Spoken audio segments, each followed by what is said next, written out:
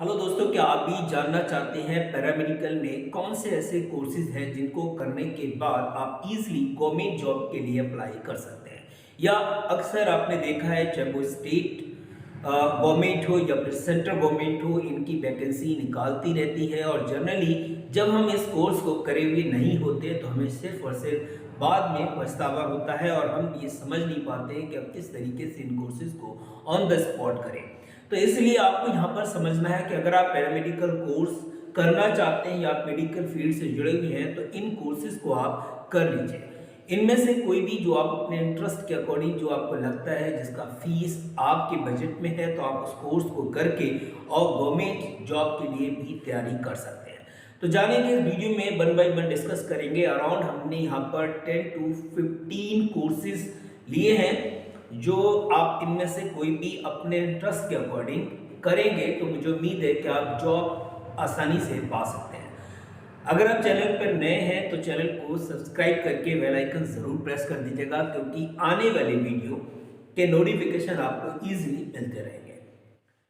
अगर वीडियो अच्छा लगे तो लाइक जरूर करिएगा और अपने दोस्तों में जरूर शेयर करिएगा। चलिए स्टार्ट करते हैं, वन बाय वन डिस्कस करेंगे विदाउट वेस्टिंग आवर टाइम बिना वेस्ट किए हम समझते हैं वन बाय वन। ज्यादा लेंथी वीडियो नहीं होगा, लास्ट तक बने रहेगा। इंपॉर्टेंट वीडियो है, कोई ना कोई कोर्स, कोई ना कोई पैरामेडिकल डिप्लोमा कोर्स या डिग्री कोर्स आपके लिए बेनिफिशियल हो सकता है अगर आप गवर्नमेंट जॉब की प्लानिंग कर रहे हैं। तो आपको पता है, वैसे भी गवर्नमेंट जॉब के बारे में अगर हम बात करें तो बहुत ही कम लोगों को गवर्नमेंट जॉब मिल पाती है, लेकिन वो लोग जो स्मार्ट होते हैं या जो स्टार्टिंग से इसके लिए अपने आप को तैयार करते हैं वो आसानी से गवर्नमेंट जॉब ले लेते हैं। चलिए समझते हैं, पहला जो सबसे इंपॉर्टेंट कोर्स है वो है आपका बीएससी नर्सिंग। बीएससी नर्सिंग आपको पता है कि यहाँ पर 4 ईयर का कोर्स है। अगर आप इसको कर लेते हैं तो डेफिनेटली आप कहीं ना कहीं गवर्नमेंट जॉब के लिए अप्लाई आसानी से कर सकते हो। तो एक तो बीएससी नर्सिंग है, आपको पता है 10+2 में इसके लिए बायोलॉजी कंपलसरी है।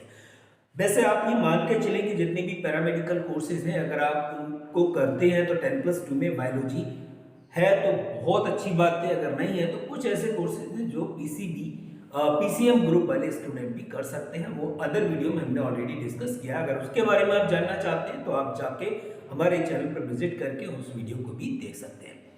दूसरा जो इम्पोर्टेंट पैरामेडिकल कोर्स है वो है आपका एएनएम और जीएनएम। एएनएम यहाँ पर 2 इयर्स का और जीएनएम की जगह यहाँ पर 3 इयर्स का कराते हैं। इन कोर्सेज को करके गवर्नमेंट जॉब के लिए या संविदा पर बहुत आसानी से जॉब मिल जाती है। तो ये 2 कोर्स हो गए जिनको बहुत ईजिली आप करके और गवर्नमेंट जॉब के लिए अप्लाई कर सकते हैं। एएनएम बेसिकली गर्ल्स के लिए प्रेफरेंस दी जाती है और जीएनएम गर्ल्स और बॉयज दोनों कर सकते हैं। तीसरा जो बहुत ज़्यादा इंपॉर्टेंट कोर्स है गवर्नमेंट सेक्टर के लिए, प्राइवेट में तो हम कर ही सकते हैं, दैट्स ओके, लेकिन बात हम इस वीडियो में सिर्फ गवर्नमेंट जॉब की कर रहे हैं। तो तीसरा जो इंपॉर्टेंट कोर्स है वो है आपका डीएमएलटी या फिर बीएमएलटी।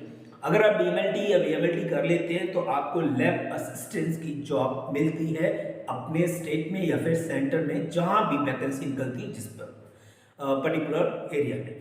4th नंबर पे अगर हम बात करें तो वह आपका फिजियोथेरापिस्ट, जिसमें डीपीटी या फिर बीपीटी आता है। अगर आप डीपीटी या बीपीटी कर लेते हैं तो फिर आप फिजियोथेरापिस्ट के लिए अप्लाई कर सकते हैं गवर्नमेंट सेक्टर में।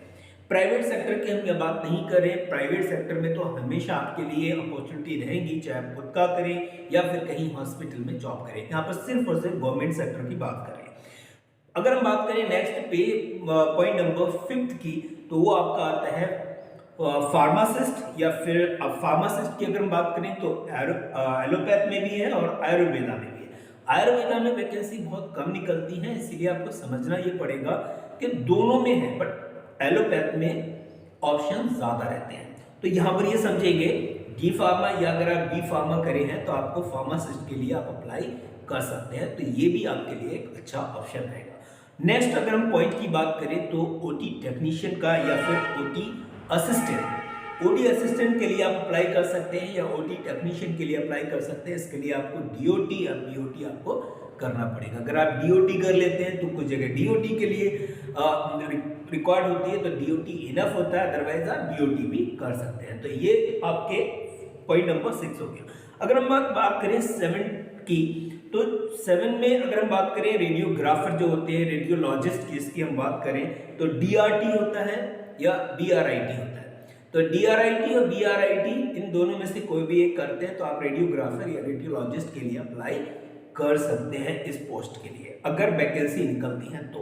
नेक्स्ट अगर हम बात करें जो बहुत इंपॉर्टेंट है, डेंटल हाइजीनिस्ट का कोर्स आप कर सकते हैं, डेंटल टेक्नीशियन का कोर्स कर सकते हैं, डेंटल हॉस्पिटल में इसकी रिक्वायर्ड होती है और वहां पर आप अप्लाई कर सकते हैं। अगर आप इस फील्ड में ऑलरेडी हैं, मान लीजिए आप प्रैक्टिस कर रहे हैं कुछ सालों से डेंटल की, तो आपके लिए ये बेहतर रहेगा कि आप डेंटल हाइजीनिस्ट का या डेंटल टेक्नीशियन का कोर्स करें।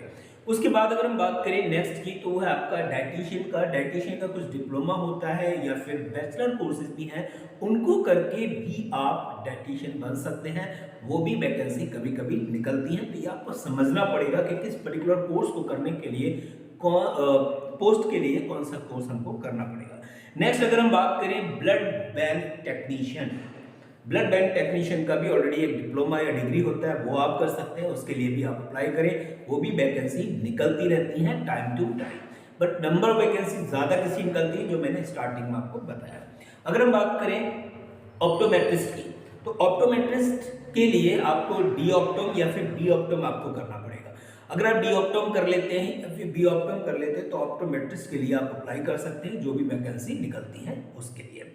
अगर हम बात करें नेक्स्ट की, तो ईसीजी टेक्नीशियन की वैकेंसी निकलती है, तो ईसीजी टेक्नीशियन का आप कोर्स कर सकते हैं, बैचलर डिग्री भी है इसकी और डिप्लोमा भी है, दोनों अपने ज़रूरत के अकॉर्डिंग आप करके और इसके लिए भी देख सकते हैं गवर्नमेंट सेक्टर में। अगला अगर हम बात करें मेडिकल रिकॉर्ड ऑफिसर की अगर हम बात करें, तो वो भी आपका 2 और 3 इयर्स का कोर्स है, डिप्लोमा और डिग्री, तो ये भी आप कर सकते हैं आसानी से। और नेक्स्ट लास्ट नंबर पर अगर हम बात करें, वो है आपका डायलिसिस टेक्नीशियन। तो ये 14 कोर्सेज हैं जिनको करके आप गवर्नमेंट सेक्टर के लिए अप्लाई कर सकते हैं। लेकिन मैंने आपको बताया कि स्टार्टिंग में जो मैंने 4 ऑप्शन आपको दिए हैं उनकी वैकेंसी ज़्यादा रहती है, चाहे वो डी फार्मा की हो, DMLT हो या फिर आपका ANM GNM हो, BSc नर्सिंग हो, इसकी वैकेंसी फ्रीक्वेंटली आती रहती है।